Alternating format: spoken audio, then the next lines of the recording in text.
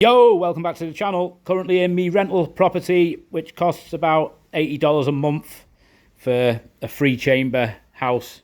There's 1 bedroom here. I've just got my new furniture arrived, which is what I want to show you. Obviously, my mattress is on the floor at the moment. That mattress cost me 250,000 Ariari, about $60 for that mattress. But it's pretty solid. It's a decent quality mattress and it lasts a long time, that one. Here's my bedside tables that I bought. These cost about $40 each. There's 2 of them there, and obviously they're useless at the moment because my bed's down here, so they're just sitting there at the moment. Then coffee tables arrived.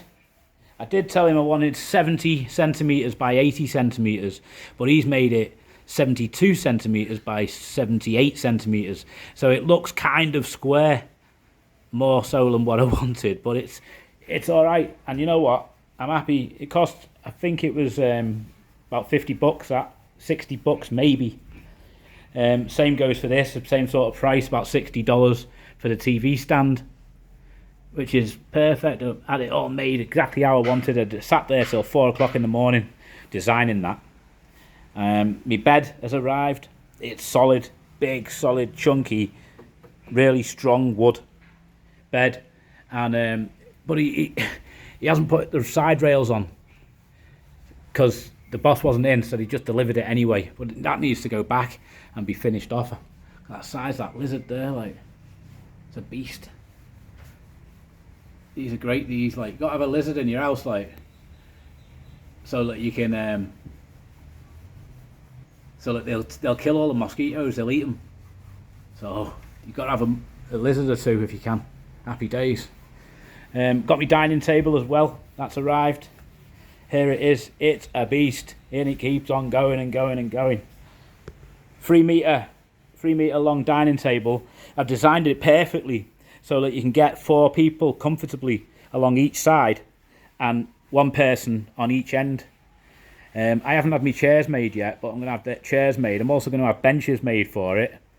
I'm probably going to get a bigger coffee table made as well. And then round the TV stand, I'm going to put like another piece of wood, same as this, is going to go up this side, about 40 centimeters out. And then I'm going to have shelves, 2 shelves where the TV is there, either side of the TV. And then another shelf here going straight away along. And then another one here. And then on this side, 2 shelves here, so I can put things like this in a shelf, or a photograph, another photograph. I can have some photographs along the wall at the back there. Should be pretty nice.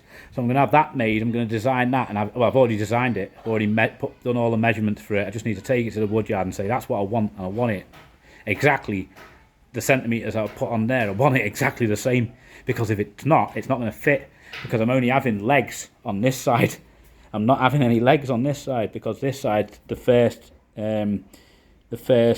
little shelf is going to fit where the plug socket is there. It's going to fit on there, like 4 centimeters in. That's my plan. But I don't know if these guys are up to it. I hope they can do it. Bathroom, still got no toilet seat, but it's alright, you know, it's livable, lads, whatever. The shower, got no hot water, but I don't care. I've got a kettle. All I do is I boil 2 kettles and I put them in buckets. You know what? For the first, and I'm not shitting you, right? The first 6 months I lived here in Madagascar, right? I didn't use hot water because it was fairly hot in Tuliar, so I didn't really need hot water. Cold water was nice. And then it got cold, and we started having these cold showers, and they were horrible. It was freezing outside, the wind was blowing inside, it was cold inside the house, and the water was freezing.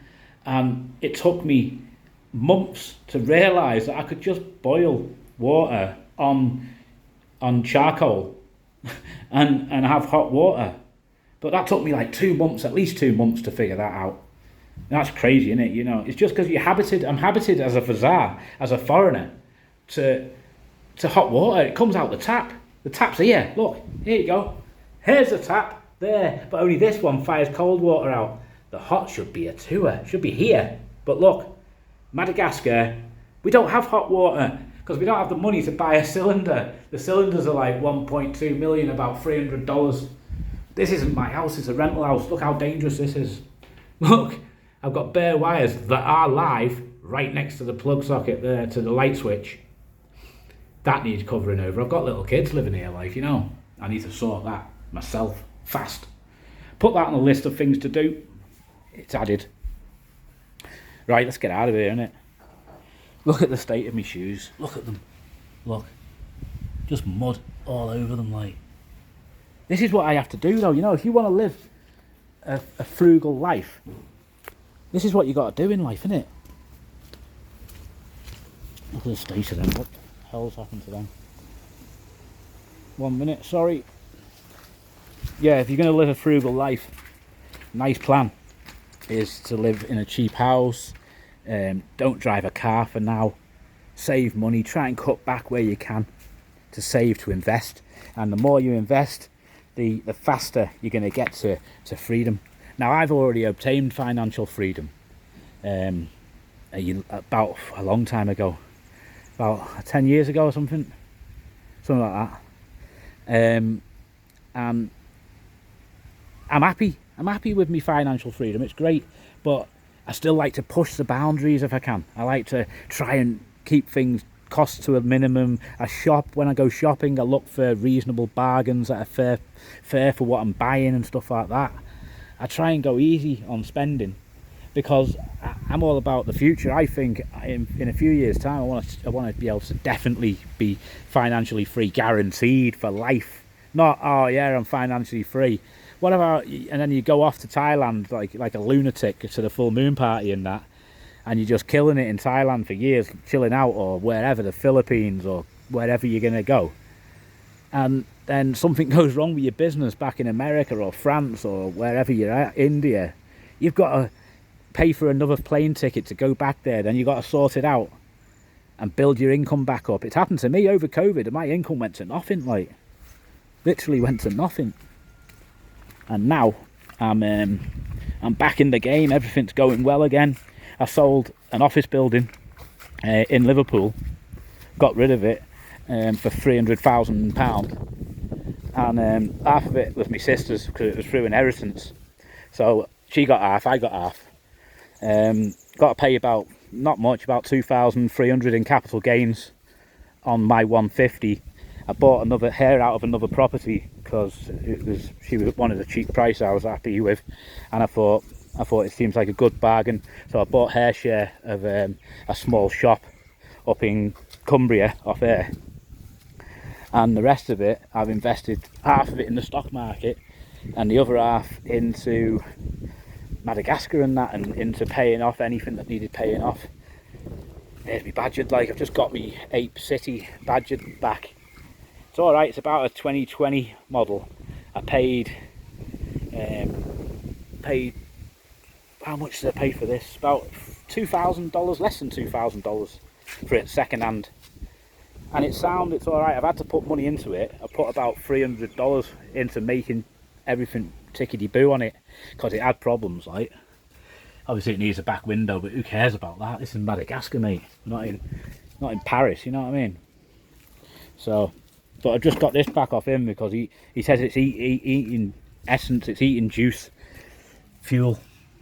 It's just swallowing it fast, and he's driving around all day trying to make money. But at the end of the day, what he doesn't realise is the price of fuel's gone up, and it's expensive now to do a business, especially if you're keeping your old prices, which they have done. So, and also it's winter, wet season, so everything's a bit slower. Money comes in a bit slower. But yeah. It's laughing, this little thing. I'm happy everything on this works. It's even got a radio, a little speaker down there, like, it's alright. So I'm going to be working on this, using this to move power pen, move breeze blocks, put wood in it, all sorts. Like, I do all sorts with this. Lots of business, so I'm happy. That's about it for this video. But yeah, I mean, like, look at the state of my feet now. Like, I've got mud all over them. Yeah, this one's even soggy. It's Madagascar in the wet season. I should have Wellington boots, but who wants to walk around in a pair of Wellington boots? You know, it's just ridiculous. My maid, she comes to work in Wellington boots, and I think to myself, like, oh yeah, that's a great idea, but I don't know anybody else in Madagascar who wears Wellington boots, so I'm not going to do that. I'll just put up with it. And in a couple of months, because I know I'm happy in myself, I'm happy, I'm financially free, right? I'm happy, I can do what I want, when I want, where I want, with who I want, how I want. It's alright, I'm totally free. So it's great that. But what I want to do is I want to get a really nice life, solid, like a really nice house. I want a really nice piece of land. I want a really nice car. I want to have the money every month coming in, fat money coming in. And I'm not talking like ridiculously, like if there's anybody from New York, from the business district watching, yeah, I'm not talking about that sort of money. I'm not talking like 1.2 million a year coming in. I'm not talking about like $100,000 a year coming in. Well, I am talking about that. I'm talking about $100,000, maybe $90,000 a year coming in, or 80, even 70, right? But even if you've got $1,000 a week, you can live like a king in Madagascar, like with $1,000 a week. Have everything you want, everything you want. Yeah, you'll have a staff of 5 people just to look after you, just to check, put your socks on for you and stuff like that. So there you go. I'd like that sort of lifestyle, and I'm building for it. Now, I'm not going to take too many risks. All me businesses, I've got lots of passive incomes. I've got lots of investments, lots of businesses, all spread out evenly. Hopefully, I try and keep them balanced to what I want, so I'll get a good return. And then on top of that, I can get places in life, you know, and I can get to where I want to get to, build that income. If it works, it works. But if I start to lose on certain projects, I'll shut them down fast. Like, I'll shut them down. I'll take a loss. I don't mind taking a loss on 6 things if 4 of the other things work and I make serious yield off them. I'm happy. Like I was saying in the last video, I bought cows with a guy, a partnership with him, and I basically just give him $14,000, and every month now he gives me $1,400. So I'm getting a 10% return a month. I'm getting 120% plus return a year. It's a fat return, a fat yield. So if you can hook onto something like that and roll it as long as you can, happy days. Now all I need to do is get another, I think about 9 months. If I get another 8 months or 9 months out of him, I get all my money back, and then from then on it's going to be pure profit, just cream all the way. So that's what my plan is. That's what I'm going to do. Right, I'll leave you on that one, and I'll see you on the next video. Thanks for watching. Give us a like, give us a sub. If you're not subbed yet, why not give us a sub? Hit that button just for me. I'm close to my 1,000 mark. I'm going to hit an achievement soon. I'll get like a little badge, maybe, if I'm lucky, to put on my t-shirt. Spot on.